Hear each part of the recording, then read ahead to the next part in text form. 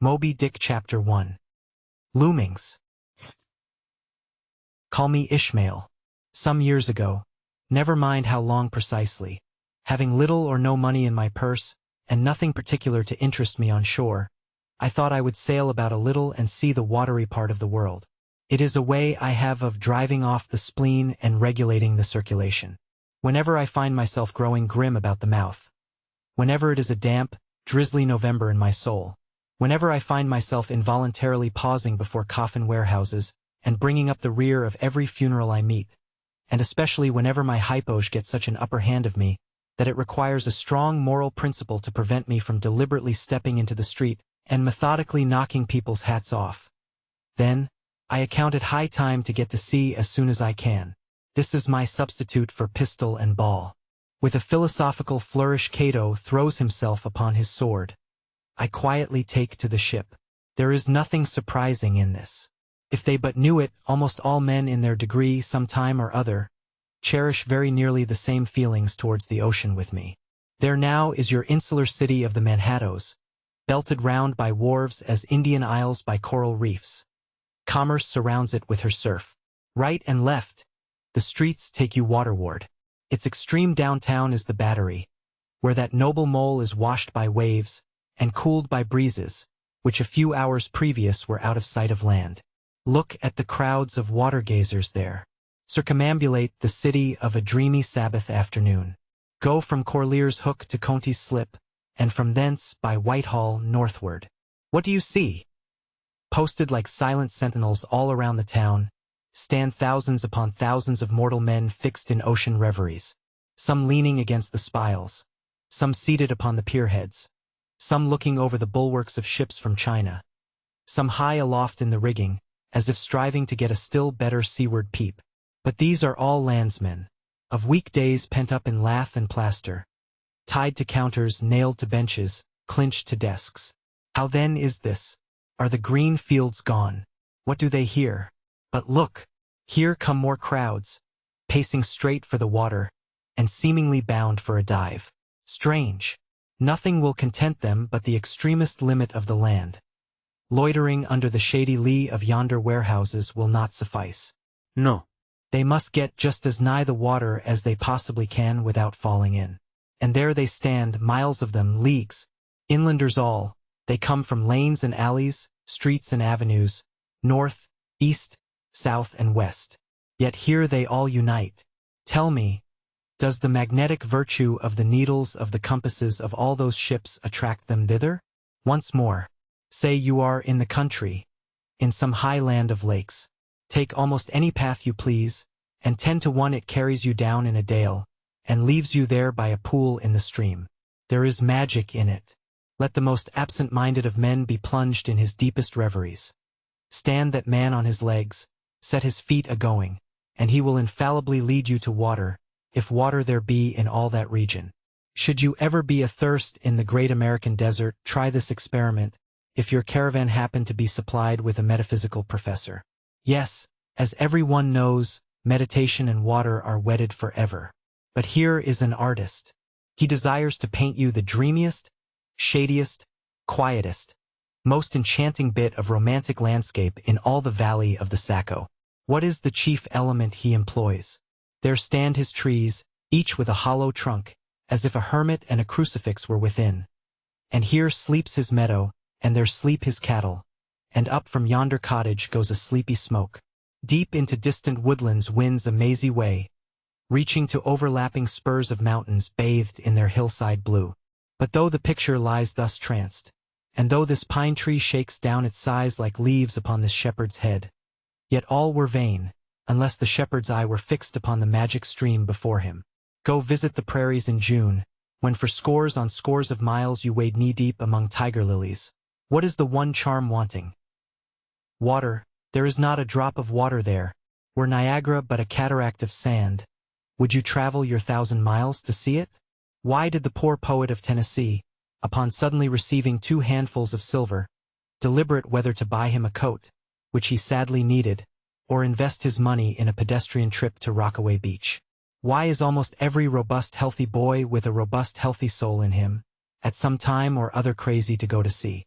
Why upon your first voyage as a passenger, did you yourself feel such a mystical vibration, when first told that you and your ship were now out of sight of land? Why did the old Persians hold the sea holy? Why did the Greeks give it a separate deity, an own brother of Jove? Surely all this is not without meaning. And still deeper the meaning of that story of Narcissus, who because he could not grasp the tormenting, mild image he saw in the fountain, plunged into it and was drowned. But that same image we ourselves see in all rivers and oceans. It is the image of the ungraspable phantom of life, and this is the key to it all. Now, when I say that I am in the habit of going to sea whenever I begin to grow hazy about the eyes, and begin to be overconscious of my lungs, I do not mean to have it inferred that I ever go to sea as a passenger. For to go as a passenger you must needs have a purse, and a purse is but a rag unless you have something in it. Besides, passengers get seasick, grow quarrelsome, don't sleep of nights, do not enjoy themselves much as a general thing. No, I never go as a passenger. Nor, though I am something of a salt, do I ever go to sea as a commodore or a captain or a cook. I abandon the glory and distinction of such offices to those who like them. For my part, I abominate all honorable respectable toils, trials, and tribulations of every kind whatsoever. It is quite as much as I can do to take care of myself without taking care of ships, barks, brigs, schooners, and what not. And as for going as cook, though I confess there is considerable glory in that, a cook being a sort of officer on shipboard, yet, somehow, I never fancied broiling fowls.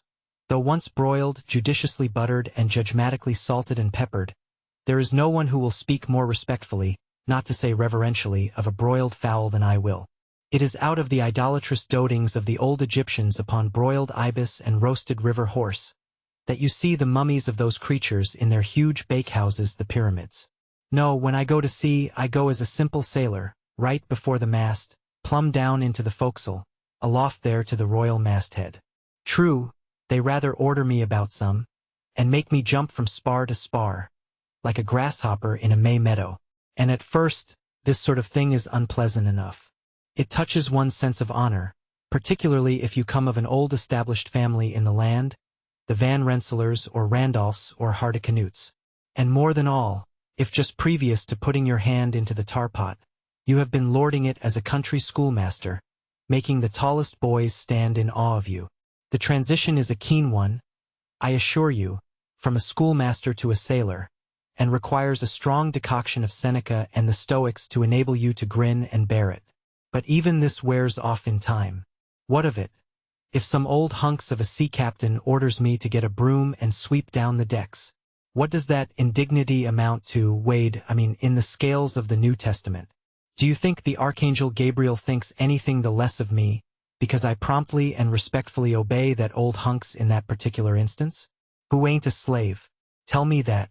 Well then, however the old sea captains may order me about, however they may thump and punch me about, I have the satisfaction of knowing that it is all right, that everybody else is one way or other served in much the same way, either in a physical or metaphysical point of view, that is, and so the universal thump is passed round and all hands should rub each other's shoulder blades and be content.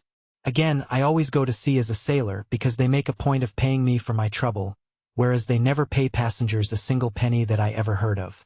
On the contrary, passengers themselves must pay. And there is all the difference in the world between paying and being paid. The act of paying is perhaps the most uncomfortable infliction that the two orchard thieves entailed upon us. But being paid, what will compare with it? The urbane activity with which a man receives money is really marvelous, considering that we so earnestly believe money to be the root of all earthly ills, and that on no account can a moneyed man enter heaven. Ah, how cheerfully we consign ourselves to perdition! Finally, I always go to sea as a sailor, because of the wholesome exercise and pure air of the forecastle deck. For as in this world, headwinds are far more prevalent than winds from astern, that is, if you never violate the Pythagorean maxim, so for the most part the commodore on the quarterdeck gets his atmosphere at second hand from the sailors on the forecastle. He thinks he breathes it first. But not so. In much the same way do the commonalty lead their leaders in many other things, at the same time that the leaders little suspect it. But wherefore it was that after having repeatedly smelt the sea as a merchant sailor, I should now take it into my head to go on a whaling voyage, this the invisible police officer of the fates, who has the constant surveillance of me, and secretly dogs me and influences me in some unaccountable way. He can better answer than anyone else. And, doubtless, my going on this whaling voyage formed part of the grand program of Providence that was drawn up a long time ago. It came in as a sort of brief interlude and solo between more extensive performances. I take it that this part of the bill must have run something like this: Grand contested election for the presidency of the United States. Whaling voyage by one Ishmael. Bloody battle in Afghanistan. Though I cannot tell why it was exactly that those stage managers, the fates, put me down for this shabby part of a whaling voyage, when others were set down for magnificent parts in high tragedies, and short and easy parts in genteel comedies, and jolly parts in farces, though I cannot tell why this was exactly. Yet now that I recall all the circumstances, I think I can see a little into the springs and motives which, being cunningly presented to me under various disguises, induced me to set about performing the part one did, besides cajoling me into the delusion that it was a choice resulting from my own unbiased free will and discriminating judgment. Chief among these motives was the overwhelming idea of the great whale himself.